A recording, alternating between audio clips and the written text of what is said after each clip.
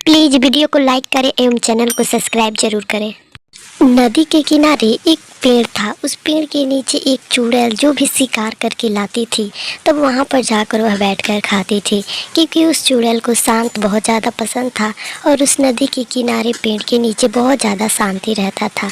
और जब भी रात का समय होता था तो वह चुड़ैल जंगल के बीचों बीच एक पेड़ के अंदर घर बनाई थी। उसी घर के अंदर जाकर वह सोती थी और उसी घर के अंदर वह रहती थी।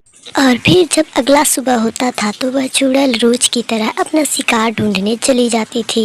और वह चुड़ैल चाहती थी कि मैं जंगल में रहती हूँ, यह बात किसी को भी पता ना चले, इसलिए वह एक पेड़ के अंदर घर बना ली थी और उसी पेड़ के अंदर ही रहती थी। किसी को भी बात यह पता नहीं थी। उसी जंगल के किनारे एक छोटा सा गाँव था। उस गाँव में नंदू नाम का एक व्यक्ति था और उसकी सारिका नाम की एक पत्नी थी।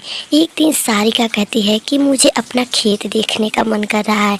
तब नंदू कहता है, अच्छा ठीक है, चलो मैं तुम्हें अपना खेत दिखा कर लाता हूँ, और जैसे भी मैं नहीं रहूँगा तो तुम ही जाकर उन खेतों का देखभाल करना। फिर नंदू और सारिका अपने खेत में जाते हैं और नंदू सारिका से कहता है, अरे सारिका, यही हमारा खेत है, देख लो, जब मैं नहीं रहूँगा तब तुम आकर अपना खेत देखते रहना।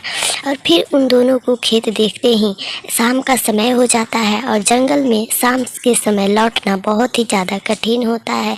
लेकिन फिर भी वे दोनों हिम्मत करके कैसे भी जंगल से होकर गुजर रहे थे। लेकिन वे लोग समझते हैं कि हम लोग आज कैसा भी करके जंगल से बाहर नहीं जा पाएंगे, इसलिए कोई घर देखते हैं। तभी उन दोनों को उस पेड़ वाले घर दिखाई देता है जो कि एक चुड़ैल का घर था और उसी में एक चुड़ैल रहती थी। फिर वे दोनों सोचते हैं इसी घर के अंदर आज लोग हम रह जाते हैं। फिर वे लोग कुछ खाना लिए थे, बोलते हैं कि खाकर और फिर उस पेड़ वाले घर के अंदर जाएंगे।